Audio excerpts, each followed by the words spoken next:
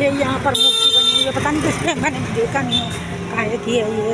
आपके हॉस्पिटल के इधर ये अच्छा बना हुआ है, शराब मार्ग जंक्शन, शराब ये भी कुछ लिखा हुआ है।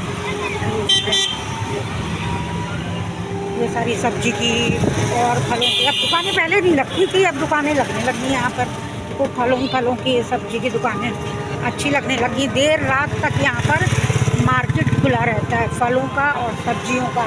बाजार साइड में सब्जियाँ ही सब्जियाँ हैं, सब्जियाँ देखने को मिलती हैं, देख सकते हैं गाइस आप, तो यहाँ पर सब्जी है। और इस साइड में फल ही फल है सारे, सेब है आपका और अमरूद है, सेब है, भुट्टे हैं, ये देखते खीरे भुट्टे।